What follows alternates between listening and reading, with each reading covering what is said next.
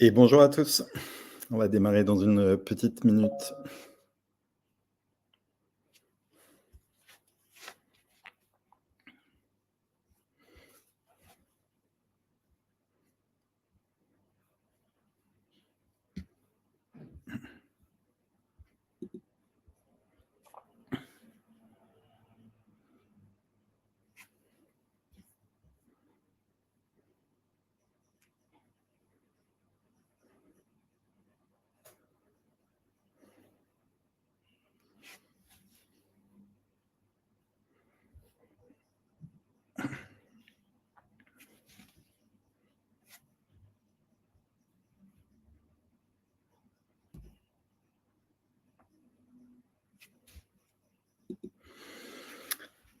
Alors bonjour à tous. Est-ce que le son est bon de votre côté? Dites-moi en commentaire si le son est si vous recevez bien, si vous m'entendez correctement.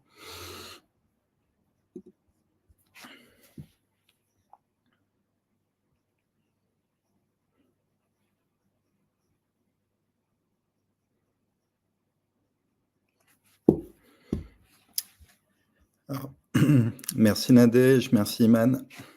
OK, alors le son est correct. Alors il y a Akram qui va se joindre à nous d'ici une petite minute. Donc juste pour introduire donc le Lunch and Learn, d'aujourd'hui, donc on va vous faire on va parler IA et marketing. Donc comme vous le savez, dans les sujets d'actualité autour de marketing cloud et du marketing, de manière, générale, l'IA joue un rôle, important, non seulement depuis ces dernières années, mais d'autant plus avec l'accélération, de l'IA aujourd'hui, dans tous les domaines d'activité et notamment pour le marketing. Alors je vais juste introduire brièvement quelques concepts, le temps que Akram se joigne à nous, et après on va faire le focus sur les fonctionnalités Einstein pour Marketing Cloud, que vous pourrez activer rapidement, et notre best-of, hein, des fonctionnalités IA pour les marketeurs. Alors pour l'introduction, alors quelques visuels que vous avez peut-être déjà vus, qui ont été introduits récemment au dernier Salesforce World Tour à Paris notamment. Donc on est dans une révolution d'intelligence artificielle. Aujourd'hui, donc l'IA n'est pas un nouveau sujet, hein. On en entend beaucoup parler, notamment avec donc l'accélération de l'IA dans le cadre des usages au quotidien. Mais l'IA existe depuis déjà quelques belles années, et notamment depuis donc ce qu'on appelle le predictive intelligence, qui étaient déjà des algorithmes pour faire de la prédiction avec des premiers algorithmes d'intelligence artificielle, avec notamment les iGo Digital, hein, qui étaient déjà des prémices de l'IA pour le marketing. Donc c'était la Wave 1. Aujourd'hui, notamment avec la connexion d'OpenAI, entre autres, dans l'écosystème Salesforce, on est dans la vague 2 autour de la Gen AI. Hello Akram. Bonjour à tous, désolé pour le retard. Voilà, aujourd'hui, on a une accélération de l'IA autour de tout ce qui va être génération de contenu, pour notamment vos contenus, les segmentations, donc pour tout ce qui va être traitement de la data, des contenus visuels, etc. Donc là, on est vraiment dans une nouvelle vague qui va nous aider en tant que marketeur à créer de la valeur dans Marketing Cloud, ou dans Salesforce, hein, plus généralement. Et donc la prochaine vague qui arrive, qui est déjà en construction, donc avec des nouvelles fonctionnalités qui sont déjà annoncées pour Salesforce et plus largement dans l'écosystème. Donc ça va être les agents autonomes, notamment l'agent marketing ou l'agent CRM, auquel on va pouvoir donner des requêtes ou demander des informations, et avoir donc des informations qui vont être générées par l'agent, donc qui aura un rôle qui peut être un CMO, un technical architecte, ou alors le gestionnaire de votre CRM. Et donc on va comme ça, pouvoir lui donner des consignes avec ce qu'on appelle le Natural Language Processing, donc avec du langage naturel, donc avec vos propres mots, clairement. Et donc, on va pouvoir plus facilement requêter sa base de données, on va pouvoir plus facilement demander à faire des actions. Et donc, l'IA va être dans un peu notre bras droit, notre copilote au quotidien. Et donc, la dernière vague, qui est un peu le but ultime à atteindre, c'est l'AGI, donc l'Artificial General Intelligence. Et donc là, on parle clairement d'un niveau où l'IA sera meilleure que l'homme dans tous les domaines et pourra vraiment être ici, voilà, presque sera excellent dans le marketing pour adresser, être différenciant et pouvoir voilà, presque nous remplacer dans tous les domaines. Bon, on n'y est pas, mais c'est un but ultime d'OpenAI et des différents acteurs qui nous accompagnent. Alors, juste pour introduire les nouveautés avant de commencer sur les fonctionnalités Einstein. Donc, dans les nouveautés, et ce qu'on ne va pas couvrir aujourd'hui, ce qu'on veut vraiment faire un focus sur les fonctionnalités Einstein dans Marketing Cloud existantes. Donc, ont été annoncées récemment Einstein One Studio, donc qui va vous permettre de construire vos propres builders IA, notamment pour aider lorsque vous allez utiliser l'IA dans Salesforce à avoir des patterns et donc mieux gérer donc les réponses que l'IA pourra apporter à vos différentes problématiques. Donc ça va couvrir non seulement pour les sales, le marketing, le service, etc. Donc ça va vraiment pouvoir personnaliser vos modèles d'IA dans le CRM. Aussi a été annoncé Einstein Copilot, donc qui est le bot qu'on va pouvoir interroger pour avoir des réponses à ces questions. Donc c'est vraiment voilà, l'IA conversationnelle qui va connaître votre environnement CRM et pouvoir répondre à vos questions. Et je crois que j'avais une dernière image que j'ai pas, hop, voilà, qui est là. Attendez, je la charge. Voilà. Dans les fonctionnalités qui ont été aussi annoncées, donc clé en main, donc les fonctionnalités IA, et ça répond peut-être à une question que vous vous posez. Quand faut-il activer l'IA? Est-ce que l'IA est faite pour uniquement les niveaux avancés ou pour tout le monde? La réponse, c'est que Salesforce met à disposition des fonctionnalités clés en main pour les marketeurs et plus largement pour les utilisateurs du CRM. Donc, que vous soyez débutant, intermédiaire ou avancé, vous pouvez bien entendu activer les fonctionnalités IA. Celles qu'on va vous présenter aujourd'hui sont dans Marketing Cloud. Ici, on parle de nouvelles fonctionnalités qui sont largement dépendantes de Data Cloud. Donc, si vous avez Data Cloud plus Marketing Cloud, vous pourrez activer les nouvelles fonctionnalités d'IA pour le marketing. Autrement, donc aujourd'hui, on va vous présenter avec Akram les fonctionnalités Einstein pour Marketing Cloud. Donc uniquement Marketing Cloud suffit pour débuter. Et c'est parti. Merci Julien pour cette introduction très complète. Donc, comme tu l'as mentionné, on est en phase de vivre une grosse transformation que moi, personnellement, je considère un équivalent de la transformation de la révolution industrielle, qui va beaucoup changer, qui va nous impacter, mais qui va surtout, en tout cas c'est mon avis personnel, apporter beaucoup de valeur sur nos tâches quotidiennes. Et donc, ça va nous permettre de se refocaliser sur le plus important, sur des tâches à haute valeur ajoutée. C'est ça aussi ce que l'intelligence artificielle va apporter, c'est que ça va apporter une accélération sur les cas d'usage, sur la valeur et sur le time to market de nos use cases. Donc aujourd'hui, notre objectif, c'est de voir concrètement et de commencer d'une manière réaliste à exploiter les fonctionnalités qu'on a à disposition dans la plateforme Marketing Cloud. Et pour ça, je vais partager mon écran. Hop. Alors n'hésitez pas, comme d'habitude, à poser vos questions directement dans le chat. On se fera un plaisir d'y répondre au fur et à mesure. Voilà. Donc, alors, d'ailleurs, un grand merci à Elodie qui nous a aidé à avoir accès à une plateforme démo pour cette présentation. Donc, l'idée aujourd'hui, c'est de parler des fonctionnalités de base que vous pourriez exploiter dans le cadre de votre plateforme Marketing Cloud. Ce qu'il faut savoir, c'est qu'on a beaucoup j'ai envie de dire, de hype autour de l'AI, mais on sent qu'il y a peu d'adoption, en tout cas autant que le nombre de personnes qui en parlent ou de l'engouement autour de cette tendance-là. Et en fait, je pense que c'est important, au-delà de l'engouement, c'est important de se poser, d'identifier les fonctionnalités pragmatiquement qui vont nous apporter de la valeur et de commencer, mais vraiment petit à petit, un pas devant l'autre, à mettre en place des choses avec les AI. Donc, l'endroit central pour toutes les fonctionnalités AI dans Marketing Cloud, c'est Einstein. Donc, Einstein, voilà, pour toute la couche intelligence artificielle chez Salesforce. Et pour avoir une vue globale de toutes les fonctionnalités, vous pouvez aller sur Einstein Overview. Donc là, Alors, ici, sur cette... Ouais, juste une précision à Cam sur la partie activation dans l'admin. Ici, on n'a pas accès à l'admin, mais juste peut-être... on va en parler à la fin. D'abord, on va parcourir un peu les différentes fonctionnalités et après, on regardera ensemble comment les activer, parce que c'est important aussi de savoir comment les activer avant de pouvoir les exploiter.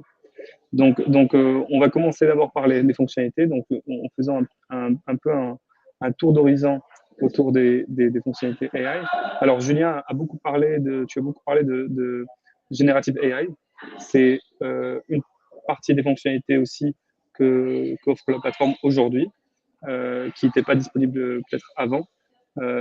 Et donc aujourd'hui, on a un mix entre différentes fonctionnalités AI qui nous permettent d'aller plus loin dans nos cas d'usage. Alors, j'ai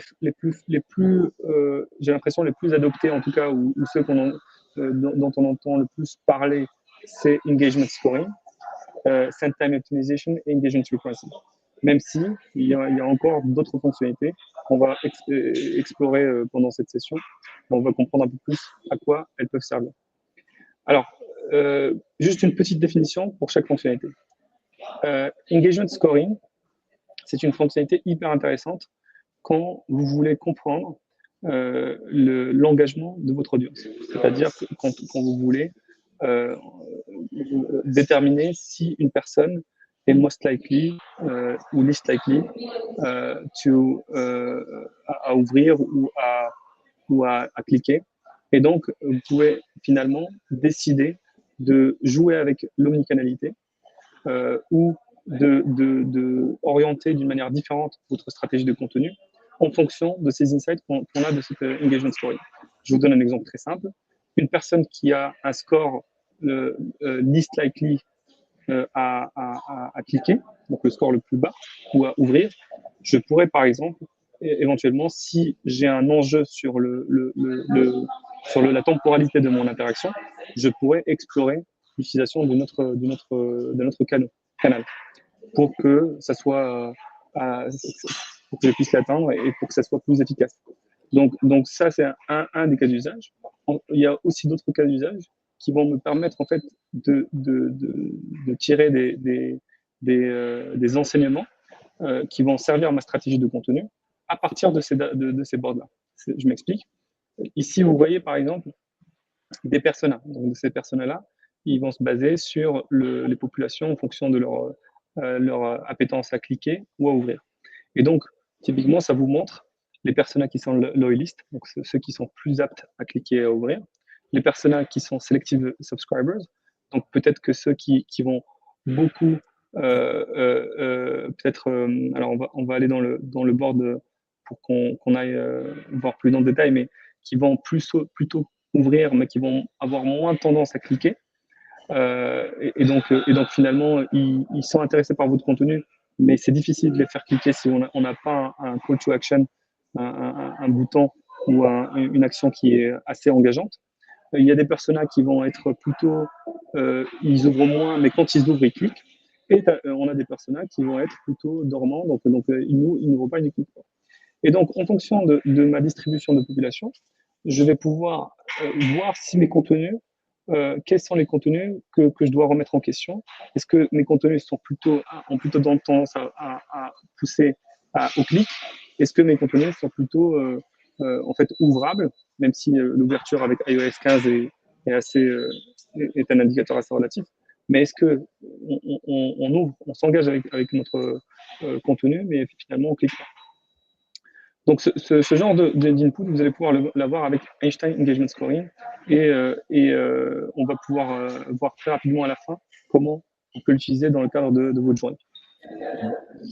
S'il y a des questions, n'hésitez pas. Ouais, question sur le scoring. Du coup, alors quand on parle de scoring, on entend, on prend souvent Pardot comme référence où on peut personnaliser le modèle de scoring et notamment le score d'engagement sur un certain nombre d'éléments. Est-ce qu'on peut rajouter, alors ici on comprend que c'est des éléments système sur l'ouverture, le clic, etc.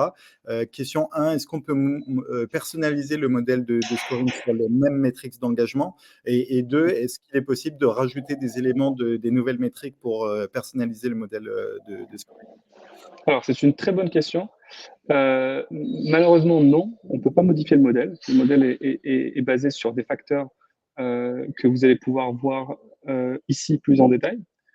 Donc, quand vous rentrez dans chaque modèle, en fonction des prédictions, est-ce que c'est l'ouverture ou le clic ou la subscribe, vous avez les facteurs ici qui sont listés et vous avez la corrélation négative ou positive de chaque facteur. Donc, vous pouvez comprendre le modèle de quoi il s'agit et les facteurs qui influencent votre modèle. Par contre, vous ne pouvez pas les modifier. Sinon, ça veut dire que vous allez devoir faire vos propres modèles.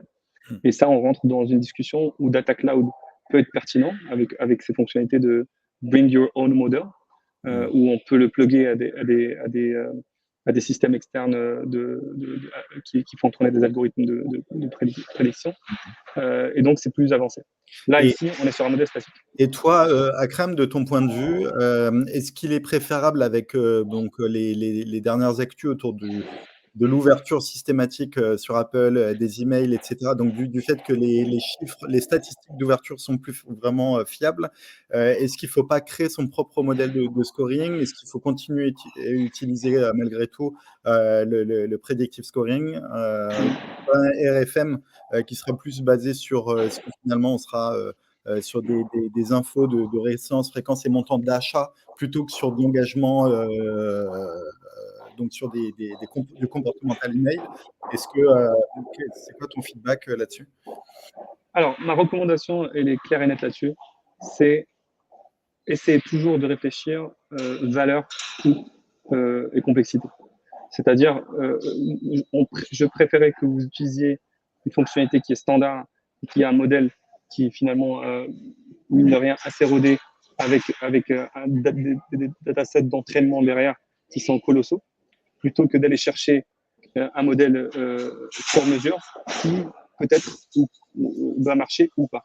Donc, commencez déjà par quelque part et commencez déjà par un modèle qui a fait ses preuves avant d'aller plus loin. Donc, je vous recommanderais vivement d'utiliser déjà le standard et de voir si déjà, en fonction de, pour faire des A/B testing, pour voir si le standard marche par rapport à des modèles peut-être que vous avez déjà développés et que vous allez pouvoir importer manuellement pour voir s'il y a un incrément ou pas. Ça, c'est si vous avez des modèles. Si vous n'avez pas de modèle, honnêtement, je partirai directement sur le standard. Combien de temps il faut pour que l'IA ici puisse sortir de la data un peu trusted? Alors, c'est une très bonne question aussi. En général, on demande 90 jours d'historique sur la plateforme, d'historique d'envoi. D'accord. Maintenant, vous allez commencer à avoir des insights dès le départ de l'activation de la fonctionnalité. On va vous montrer à la fin comment l'activer. Vous allez commencer à avoir des insights. Sauf que ces insights-là vont petit à petit, ils vont évoluer et ils vont être plus fiables. Vous avez l'indice de fiabilité ici. Donc, pour comprendre la fiabilité de votre modèle, donc on a de faible à excellent. Et vous avez aussi normalement, vous allez avoir aussi des recommandations d'Einstein pour augmenter la fiabilité de vos modèles. C'est-à-dire, en général, ce qu'on recommande par exemple, c'est aussi de randomiser les envois et donc d'avoir des envois qui sont sur différentes fenêtres temporelles, sur différentes populations, sur différents jours, sur différentes semaines, pour avoir le plus de représentativité possible et affiner notre modèle. Si on envoie tous les jours à lundi, enfin toutes les semaines, lundi à 9h du matin, franchement, le modèle, il sera représentatif, il pourra marcher, mais il ne sera pas le modèle le plus affiné ou le plus fiable. Alors, on a parlé ici d'engagement plutôt sur du comportemental, on va dire email. En bas à droite, on voit qu'il y a du Web Conversion Prediction avec notamment des prédictions sur de la conversion web. Du coup, ça demande de l'intégration additionnelle avec le site web. Tout à fait. Alors ça, c'est plus avancé. Ça demande des intégrations de ce qu'on appelle des beacons sur le site web. Donc voilà, c'est des tags qu'on va mettre sur le site web pour aller euh, pour récolter la conversion quand vous achetez quelque chose sur le site. En général, vous pouvez commencer avec l'email. Et ensuite, si vous avez des équipes d'intégration en place, vous pouvez mettre en place l'intégration avec le site web. Vous avez aussi le mobile. Donc ça, on ne va pas en parler aujourd'hui, mais il y a aussi des intégrations avec les applications mobiles où on a le même modèle d'engagement sur les applications mobiles quand il s'agit de push notification. Voilà, donc tout ça, c'est des modèles à explorer. Alors, si ça vous va, on va passer à d'autres parce qu'on a encore pas mal de fonctionnalités à explorer. On a une fonctionnalité phare aussi qui est, et celle-là, honnêtement, c'est ma préférée quand il s'agit de fonctionnalités pratico-pratiques, c'est le send time optimization. Ça vous permet de comprendre, selon vos populations, quels sont les moments les plus le moment idéal pour envoyer une communication, où vous aurez plus d'engagement que si vous envoyez votre communication, encore une fois, lundi à 9h du matin, par exemple. Donc, Einstein, ce qu'il va faire, c'est qu'il va scorer toute votre base et il va donner des moments idéaux ou idéaux d'envoi de vos communications email. Et ce modèle-là sera affiné au fur et à mesure du temps. Ça veut dire qu'un moment idéal en janvier, c'est pas le même en juin, c'est pas le même en décembre. Donc le modèle va changer. Donc, ce qui fait que finalement, on a vraiment une personnalisation du moment d'envoi pour chaque contact. Et ça, c'est vraiment en termes de coût-valeur, c'est incroyable. Parce que si vous aviez à faire ça en algorithmique, vous aurez 1 million de règles à mettre en place pour arriver au meilleur moment pour chaque segmentation, ou même pas chaque client. Ouais. Donc ici, c'est vraiment à l'échelle et vous pouvez l'utiliser sur une fenêtre différente. C'est-à-dire, vous pouvez dire, je vais envoyer sur le moment idéal sur la semaine, je vais envoyer sur le moment idéal dans les 30 prochains jours, je veux envoyer sur le moment idéal dans les prochaines 48 heures ou dans la journée. Et donc, Einstein va pouvoir décider, en fonction de la fenêtre, sur le moment idéal pour envoyer l'email. Il ne va pas envoyer le même email à tout le monde au même moment. Alors, c'est intéressant comme modèle d'optimisation de la date et d'envoi parce que on a tous vu ces infographies très génériques qui disent envoyez vos emails, que ce soit plutôt à telle date ou à tel jour dans la semaine. Alors, envoyez des posts sur LinkedIn plutôt à tel moment dans la semaine et sur Meta plutôt à telle date, etc. En fait, c'est des modèles qu'il ne faut pas écouter du tout parce que en fait, ils ne sont pas personnalisés à votre industrie, à votre domaine d'activité, à vos typologies de clients, etc. Donc, il faut vraiment utiliser la data qui est propre à votre activité. Et ici, on a vraiment quelque chose qui est très personnalisé par rapport à votre historique d'envoi. Et ici, donc, c'est un modèle qui va non seulement comprendre votre modèle personnalisé, mais qui va aussi s'adapter en one-to-one à l'envoi individuel pour chaque contact basé sur son historique. Donc, c'est aussi un modèle qui est beaucoup plus précis et pertinent que des statistiques sorties du chapeau qu'on peut trouver sur Internet. Et pour ajouter à ce que tu dis, Julien, qui est très, très, très pertinent, c'est que ces statistiques étaient peut-être pertinentes il y a longtemps, quand on n'avait pas la force de frappe de l'intelligence artificielle. C'est-à-dire, il fallait qu'on fasse des compromis et qu'on prenne une moyenne qui marche le mieux, ou j'ai envie de dire le moins pire. Aujourd'hui, avec la force de frappe de l'intelligence artificielle, on n'a plus besoin d'aller chercher ces moyennes par segmentation ou par attribut client ou autre. C'est vraiment personnalisé à chaque client. C'est-à-dire que moi, je sors à 6h ou à 7h du soir et je prends mon métro et c'est là où je check mes emails. C'est pas la même chose que quelqu'un peut-être qui va être en télétravail et qui va travailler toute la journée chez lui. C'est pas la même chose que quelqu'un qui travaille pas ou qui a d'autres types d'activités. Et donc finalement, c'est vraiment personnalisé à chaque personne on traque son activité et on arrive à personnaliser au fur et à mesure du temps le moment d'envoi idéal. Ouais, alors on a une question de Marie. Merci pour ta question. Comment activer Einstein Optimisation pour que l'envoi se fasse en fonction du client? Donc ça, on verra sur l'activation du module et ensuite comment on l'intègre à Journey Builder pour les communications. Donc je te propose de répondre à ta question peut-être plus tard dans la démo. On a une autre question aussi, non, une remarque de Sébastien. Merci Sébastien pour ta remarque. Effectivement, donc le Sun Time Optimisation sur les journées, on voit uniquement à heure fixe. 11h, midi, etc. On n'est pas sur un modèle très personnalisé au niveau de la minute. Si la personne ouvre ses emails le soir à 19h30 sur le retour du travail, par Oui. exemple, on sera vraiment sur un modèle voilà, à heure Alors fixe. oui, alors, en effet, c'est bien de le préciser. C'est à heure fixe, mais personnalisé. Donc effectivement, on va pas envoyer à 6h02, mais pour Akram qui ouvre son email entre 6h et 7h, on va l'envoyer par exemple à 6h. Ouais. Donc ça reste personnalisé au niveau du contact, mais c'est une bonne remarque de préciser que Du coup, c'est il a à l'heure. précisé sa question. Est-ce qu'il est possible de spécifier plus précisément l'heure d'envoi, par exemple à 12h15, voilà, pour être plus spécifique? Ici, ouais. Alors honnêtement, je pense pas, à part si vous faites quelque chose de custom. En standard, en tout cas, je crois pas.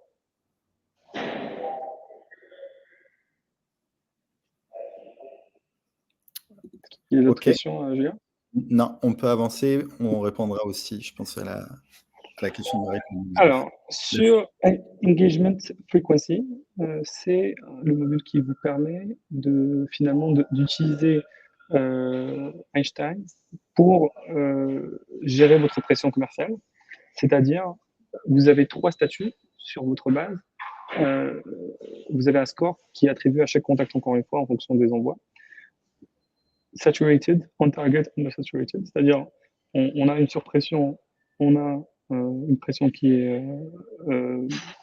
tolérable et on a une sous-pression en fonction des facteurs des inscriptions, des abonnements et en fonction des facteurs aussi d'engagement. C'est ça ce qu'il faut retenir. Donc c'est possible d'utiliser si vous avez, si vous voulez gérer la pression par rapport à ces facteurs-là. Maintenant, je sais qu'il y a d'autres paramètres qui rentrent en jeu, et notamment le type de communication, le type de campagne, la période, etc. Si vous voulez aller aussi loin, c'est pas forcément le meilleur module pour appliquer cela. Je vais faire un petit clin d'œil à nos amis de DI Select qui ont un module, je sais plus comment ça s'appelle, Engage, je crois, qui fait ça aussi d'une manière un peu plus customisée, mais moins sur l'intelligence artificielle. Ouais. Juste rapidement avant de passer à la suite, une nouvelle question de Michael. Bonjour. L'optimisation est basée sur l'historique des ouvertures pour chaque contact ou concaténé sur toute la base et depuis la création du contact ou par période. Alors, c'est une bonne question. Il y a plusieurs facteurs, donc il n'y a pas un seul facteur, encore une fois. Euh, les facteurs exacts, peut-être que j'ai une documentation qui pourra les expliquer, mais pour préciser quelques facteurs, ça peut être de l'ouverture, ça peut être du clic, ça peut être même du nom de domaine. Donc il y a plusieurs facteurs qui rentrent en compte dans ce modèle-là. Je ne connais pas tous les facteurs honnêtement. Et en termes de, il y avait un autre bout de la question, c'était quoi? C'était les facteurs et ensuite c'était quoi? Ouais, et c'est donc est-ce que c'est bien par contact et est-ce que c'est à la création du contact ou par période? Alors la création du contact, il sera en cours de scoring. Il ne pourra être scoré que lorsqu'on a assez d'informations ou assez d'envois, d'historique d'envoi sur ce contact-là. Et ça dépend de plein de facteurs. Ouais, donc c'est sur une période de page glissante, voilà, Exactement. sur les Et derniers. sinon, on peut mettre en place une heure d'envoi par défaut ou un jour d'envoi par défaut. Et ça, on verra par la suite quand on va essayer de configurer une activité dans le Journey Builder. Donc, vous pouvez configurer un envoi par défaut qui sera utilisé pour les contacts qui sont non scorés. Mmh. On va revenir du coup sur notre overview. Alors, on a vu les 3 fonctionnalités, on va dire, phares qui sont là depuis un moment. Maintenant, il y a aussi des fonctionnalités qui sont super intéressantes, que vous pouvez explorer, notamment Copy Insights. Donc dans Copy Insights, vous avez la possibilité de voir quelle est la performance de vos objets d'email. Donc vous avez plusieurs statuts, above average, average et je crois below average. Et vous avez aussi les facteurs qui impactent le, le, le, les émotions, donc ce qu'on appelle les tone of voice, enfin emotion tone, et les facteurs qui impactent ces émotions-là. C'est-à-dire, est-ce que on a une émotion qui est plutôt love, optimiste, peur, etc. Alors, honnêtement, pour être complètement transparent avec vous, cette partie-là, moi, personnellement, je ne l'ai jamais utilisée, et j'ai vu peu de personnes l'utiliser. Par contre, cette partie-là de performance des emails en termes d'engagement, donc above average, below average, c'est pas mal intéressant pour voir les objets qui performent le plus. Vous avez aussi quelques insights quand vous mettez quand vous spécifiez combien de mots vous avez dans l'objet pour avoir la performance en fonction des mots, pour aller plus loin. Et vous avez aussi la possibilité de lister un certain nombre d'objets et de comparer et d'avoir la performance de ces objets-là. Ça, c'est pertinent si vous faites tourner une expérimentation sur différents objets avec plusieurs envois, plusieurs journées peut-être, et donc vous voulez les garder sous la main pour voir la performance sur une période donnée. C'est assez intéressant pour faire de l'expérimentation sur les objets qui marchent le mieux. Mmh. Le dernier point, et qui fait le lien avec ce que tu as dit, Julien, c'est Subject Line Generation et Body Copy Generation, où là, on utilise vraiment le pouvoir de la Gen AI pour générer du contenu d'objets ou de copies, c'est-à-dire de texte dans l'email. Alors malheureusement, en tout cas de mes dernières mises à jour, c'est que de l'anglais pour l'instant, mais ça peut toujours être pertinent pour des clients à l'international qui ont des filiales, etc., pour générer des objets ou des textes. Ça se base sur ce qu'on appelle brand personality. Donc, on pouvait définir une personnalité de marque. On pouvait même customiser une personnalité. Vous avez des personnalités standards, donc ici par exemple casual et professionnel. Mais vous avez aussi, vous pouvez customiser votre propre personnalité. On va voir à la fin comment on fait dans la partie settings.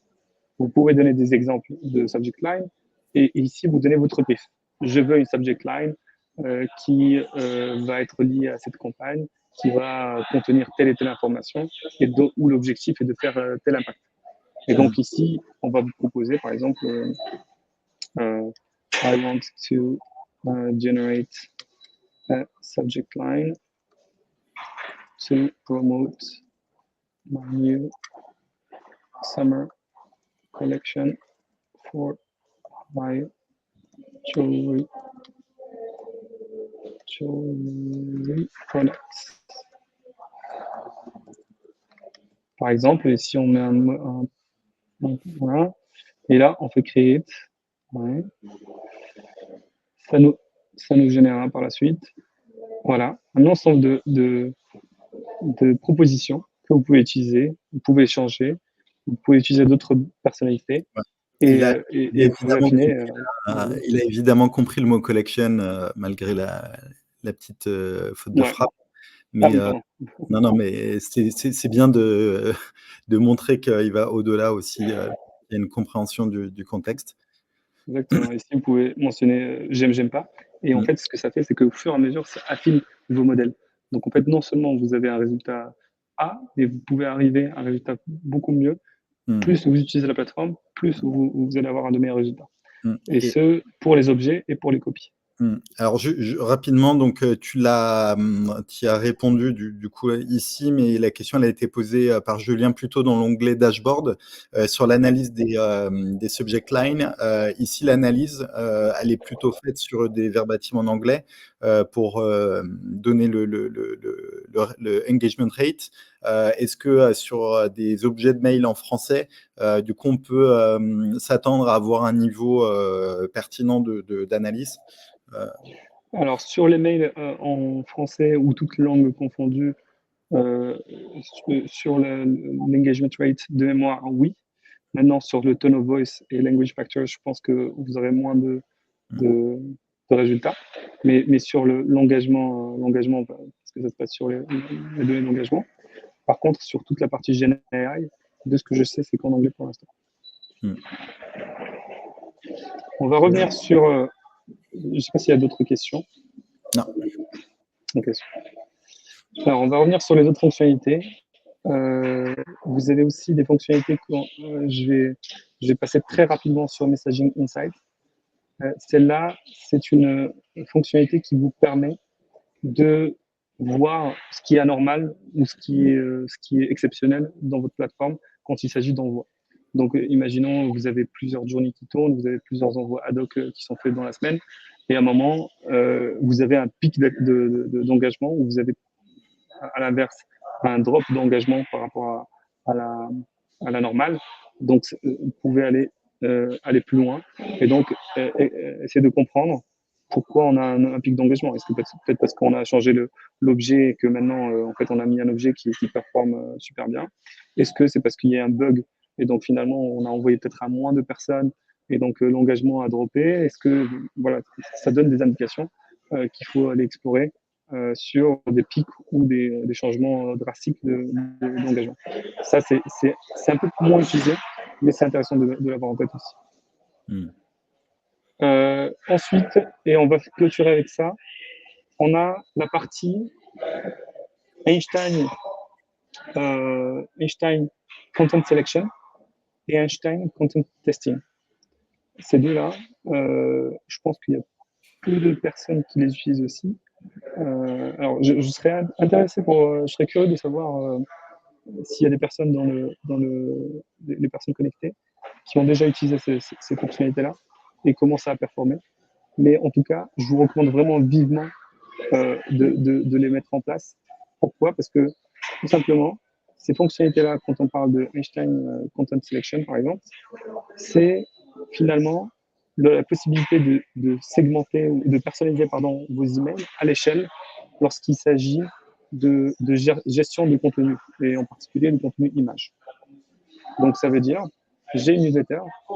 Combien de fois vous vous êtes posé la question, OK, je veux faire une personnalisation de la newsletter, donc je veux pousser une bannière A à un groupe A, et je veux pousser une bannière B à un groupe B. Et après, vous avez d'autres idées. Oui, mais en fait, je voudrais aussi pousser un texte qui est différent, un texte A et un texte B. Et que se passe-t-il si je fais plusieurs variations? C'est-à-dire, je fais bannière A avec texte A, bannière B avec texte A, bannière B avec texte A et bannière B avec texte B. Et je commence à faire plusieurs variations. Et plus on avance dans la réflexion, plus ça devient compliqué de gérer toutes ces multivariations. Et vous imaginez le nombre de le volume de travail qu'il faut pour arriver à un truc qui tient la route. Pour de l'A/B testing, ça suffisait, mais dès qu'on passe sur du multivariate test, exactement.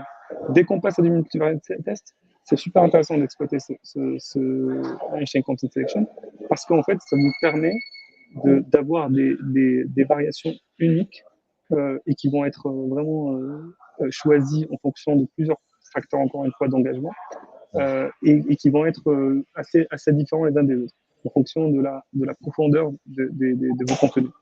Je vais m'expliquer. En fait, on commence d'abord par mettre en place un catalogue de contenu. Donc, ce qu'on a mis ici. Donc, on a importé tous les contenus qu'on voudrait peut-être utiliser dans le cadre d'une newsletter ou dans le cadre d'une journée. Et donc, on a plein de contenus. On a des bannières, on a des logos, on a peut-être des contenus produits, on a des bannières, voilà, on a des bannières des call to action, on a plein de choses. Et donc, finalement, ce qu'on va faire, c'est qu'on va importer ces assets-là à travers Einstein Content Selection.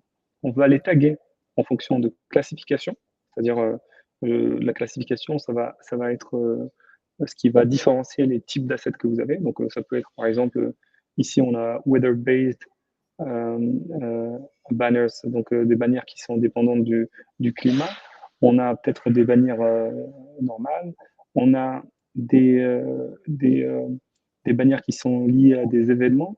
Donc Ah, la classification, ouais. il y a pas une règle unique pour la classification. C'est à vous de décider quel est le niveau de classification et de granularité en fonction de votre industrie et de vos use cases. Mmh. Il y a une question de Clémence qui demande si on a, des exemples de use case réels avec, content selection, un Ouais. cas concret de ouais. Alors, donc des exemples le plus simple, hein. Et encore une fois, je vous recommande de partir sur quelque chose de plus simple, de commencer par un use case, de l'expérimenter et derrière de voir ce que ça donne et de l'optimiser au fur et à mesure. N'essayez pas de tout adresser d'un coup.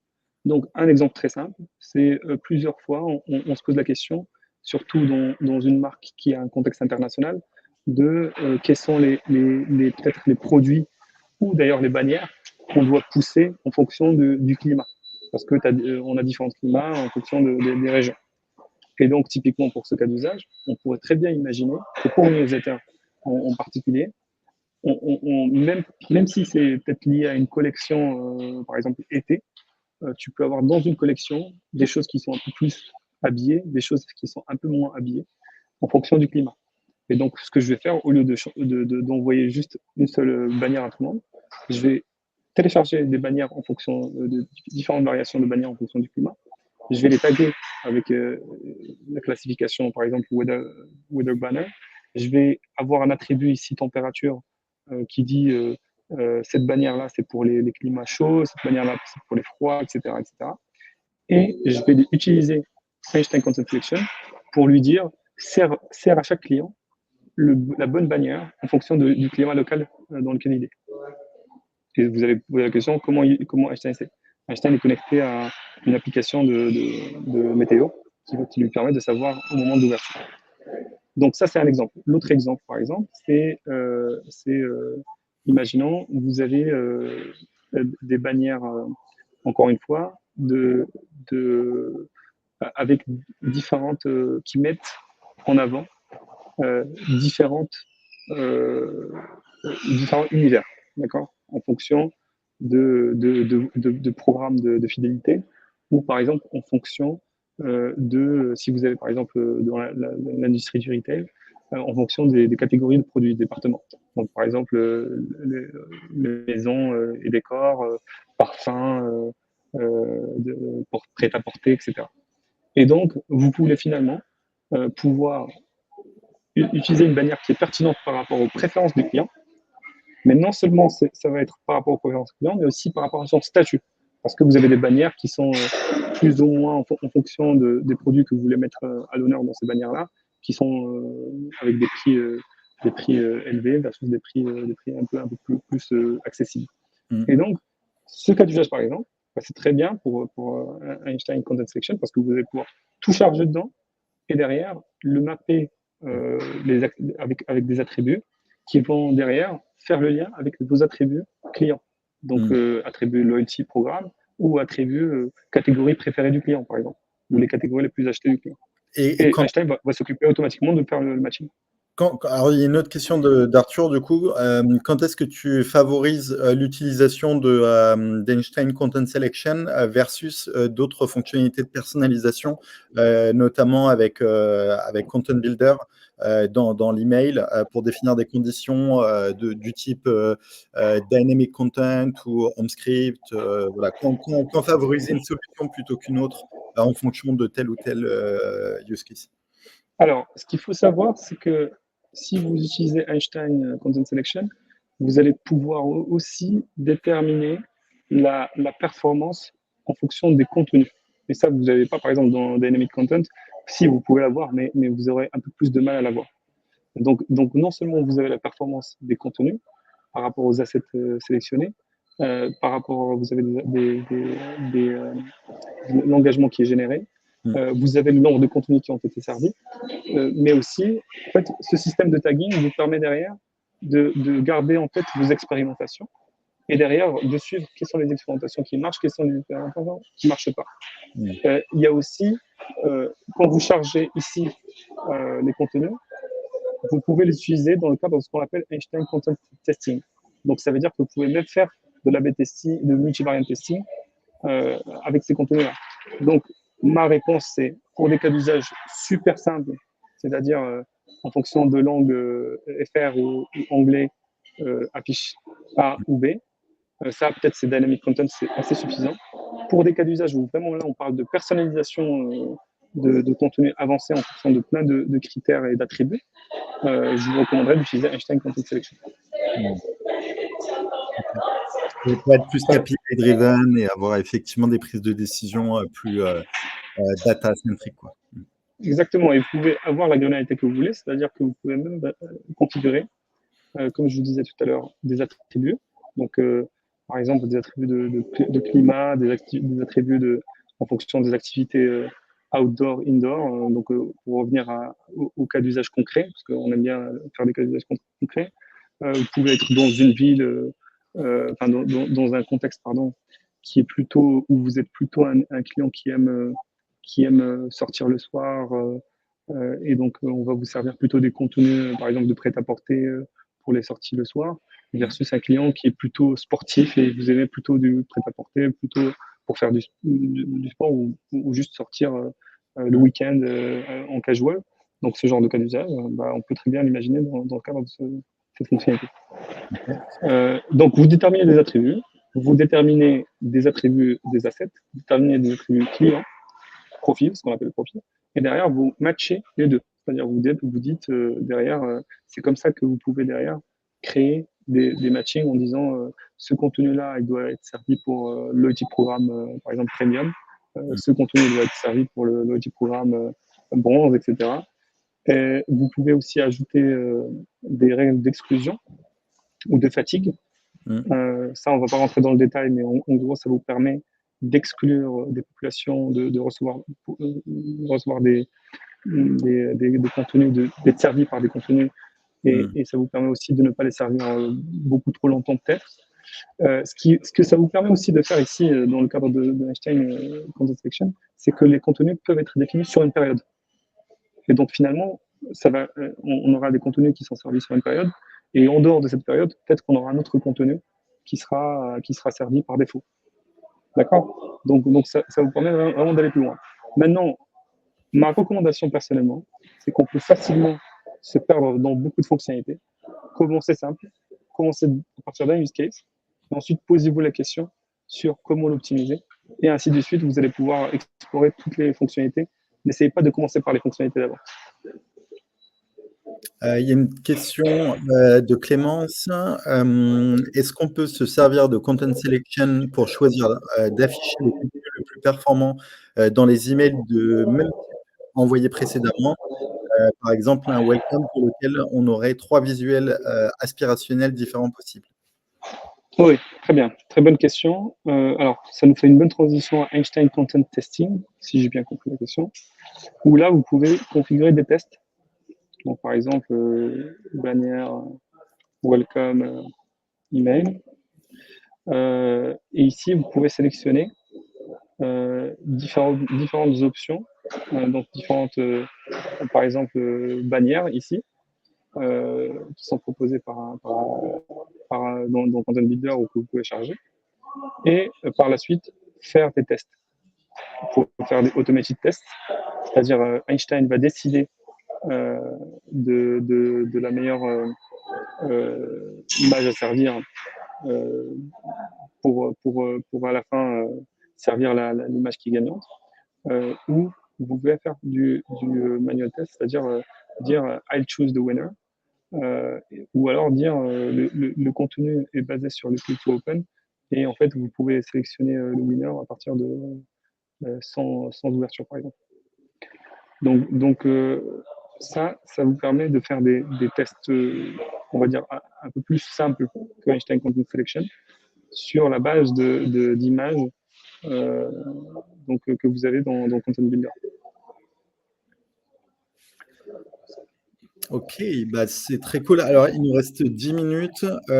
Comment activer certaines fonctionnalités rapidement, peut-être avec Journey Builder, pour un peu les Alors, je vais juste partager mon écran.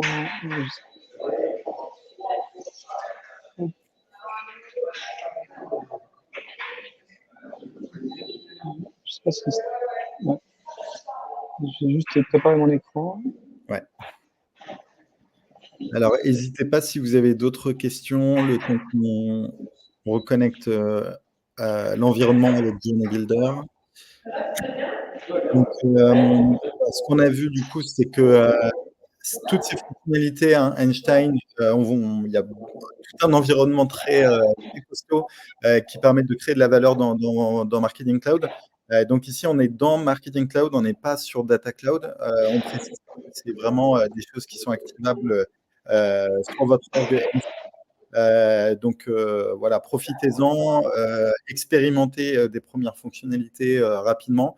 Donc là, on va voir comment activer certaines fonctionnalités simples dans Journey Builder pour commencer à vous familiariser avec les premières activités d'IA rapidement. Et après, tout à la fin, on verra aussi rapidement comment activer, si ce n'est pas déjà fait sur votre org, ces features d'IA. Donc très important. Alors, minute. Tu vois mon écran, Julien? Là, c'est bon, on voit tout. Alors, j'en profite à la question de Marie sur la rediffusion des Lunch and Learn. Alors, sur toutes les personnes inscrites, vous avez le lien vers les pages LinkedIn des sessions. Et donc, en revenant sur les pages des événements LinkedIn, vous avez bien entendu accès au replay directement sur la page de chaque événement individuel. Donc, si vous avez manqué un précédent événement sur lequel vous n'étiez pas inscrit, je bien, sinon vous allez sur LinkedIn et vous avez les pages de chaque session disponibles. L'historique des posts. Alors, donc, pour revenir au sujet d'activation, vous pouvez activer toutes les fonctionnalités dont je viens de parler dans Setup sur la partie Einstein. Donc, il faut être admin. On précise. Un par un, exactement. En activant un par un les fonctionnalités. Pour chaque fonctionnalité, vous avez, toutes les informations pour les activer. Il n'y aura pas de problème d'activation. Et ensuite, pour l'usage de ces fonctionnalités-là, ça va se passer dans Journey Builder. Et donc, dans Journey Builder, si on crée par exemple une nouvelle journée, on va pouvoir bien sûr sélectionner notre audience, mais aussi envoyer un email, l'envoyer avec la bonne fréquence ou au bon moment, c'est-à-dire avec Einstein Sentence Utilization, où on va dire on voit à la meilleure heure dans les, par exemple, 48 heures, on voit un envoi randomisé sur ces 48 heures, par exemple. Si jamais vous avez envie de faire une fenêtre customisée, donc là, vous pouvez utiliser des heures pour changer la fenêtre. Et ensuite, juste là, il y a un message pour reprendre la question de tout à l'heure, si tu reviens sur l'activité. Donc, il est bien renseigné que Einstein STO optimise le meilleur moment d'envoi pour chaque contact, for each contact, en fonction de la période renseignée, le time frame. Donc, c'est la période des 4 heures, des 12 heures du jour ou des derniers jours, en fonction de ce que vous voulez. Donc, pour chaque contact individuellement. Donc, pour revenir à ce qu'on disait au début, vous avez l'information qui est signée ici. Donc, on envoie au bon moment. On envoie aux populations qui ont un score le plus élevé, c'est-à-dire sur le canal email qui ont un click likelihood peut-être qui est most likely, d'accord. Et pour les least likely, on va par exemple les retargeter via advertising, par exemple, ici, d'accord. Ensuite, par contre, je ne veux pas targeter les personnes qui sont oversaturated, d'accord, qui sont saturated, parce que je ne veux pas courir le risque de qu'ils se désinscrivent. Donc ça, j'utilise Einstein Frequency. Et quand je crée mon contenu,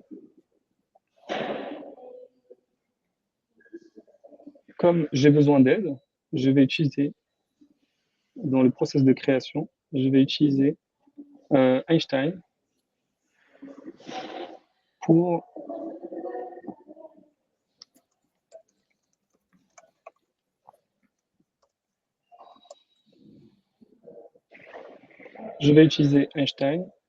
d'abord m'aider à créer l'objet parce que je suis dans un contexte international et je dois créer un objet en anglais, pour m'aider à créer le texte aussi de la même manière, mais aussi pour créer, avec Einstein, je vais trouver, alors je ne l'ai pas activé malheureusement dans mon instance, Einstein Content, mais je vais utiliser Content Selection ici, donc ce qu'on a discuté tout à l'heure, pour dire je veux servir une bannière, d'accord, et je veux que cette bannière soit servie aux attributs, donc en déterminant les attributs en fonction de use case. Et en termes de settings, je veux ici je peux customiser en fait comment j'affiche le bloc en fonction de mon CSS, etc. Et derrière, voilà, j'ai fini ma configuration. J'ai configuré mon contenu que j'avais déjà utilisé importé dans le cadre de Einstein Content Selection. Et maintenant, il est disponible pour être testé dans le cadre de ma campagne. Donc, Einstein Content Selection, c'est vraiment un contenu. Je vais refaire c'est vraiment un content block normal où vous avez toutes les classes d'assets que vous avez sélectionnées. Vous pouvez sélectionner la bonne classe que vous voulez tester. Par exemple, tout à l'heure, on a vu weather-based banners, ou par exemple, là, on a hero banners.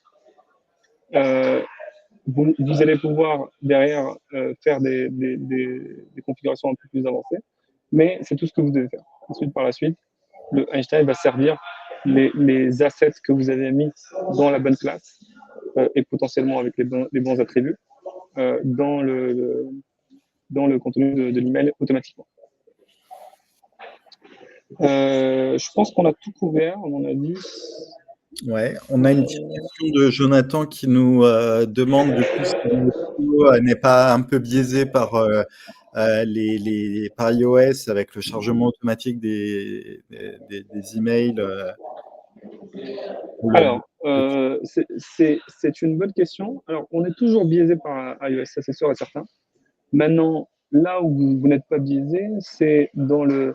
Déjà, ceux qui n'ouvrent pas, ça veut dire qu'ils ont vraiment pas ouvert. Donc, ou bien, donc c'est sûr qu'ils n'ont pas iOS. Donc, s'ils n'ont pas iOS et qu'ils n'ouvrent pas, ils vont pas, on va pas avoir l'ouverture. Mais vous avez toujours le clic. Et dans le modèle d'Einstein, ça c'est déjà intégré. C'est-à-dire que tout à l'heure, je ne sais pas si vous avez vu, mais tout à l'heure, quand j'ai sélectionné le email click split, en fait, vous avez toujours dans les modèles de Salesforce, ils prennent en compte ces considérations. Email open capacity may be skewed by some mail clients. Auto opens. Voilà. Donc dans les modèles, c'est déjà pris en compte. Donc, ne vous en faites pas de ça. Les modèles sont une combinaison de plusieurs facteurs, mais ils sont principalement, bien sûr, drivés par le clic. Alors, du coup, il est 14 heures. Je pense que là, on vient de voir une fonctionnalité qui est intéressante, qu'on reverra peut-être lors de la prochaine session de Lunch and Learn, donc la semaine prochaine, même jour, même heure, donc de 13 heures à 14 heures, le mercredi prochain, autour de la gestion de la pression commerciale. Donc ici, l'IA est l'une des fonctionnalités qui peut nous aider je pense que Akram s'est déconnecté par erreur, il va revenir. Donc oui, l'IA est l'une des solutions pour gérer la pression commerciale. Il existe plusieurs solutions, des applications de l'AppExchange pour nous aider à gérer la pression co. On vous remet ici donc les prochaines sessions Donc aujourd'hui, donc on est dans la troisième session de Lunch and Learn sur le best-of des fonctionnalités IA pour le marketing. Mercredi prochain, donc nouvelle session de Lunch and Learn pour la gestion de la pression commerciale. Donc n'hésitez pas à vous inscrire si vous n'êtes pas déjà inscrit. Et donc on aura plaisir à échanger sur des nouveaux sujets. Donc un grand merci à tous les participants, à Akram d'avoir animé cette session. Et donc n'hésitez pas à nous donner vos feedbacks en commentaire et on vous dit à la semaine prochaine pour la prochaine session. À très bientôt. Merci à tous. Prenez soin de vous.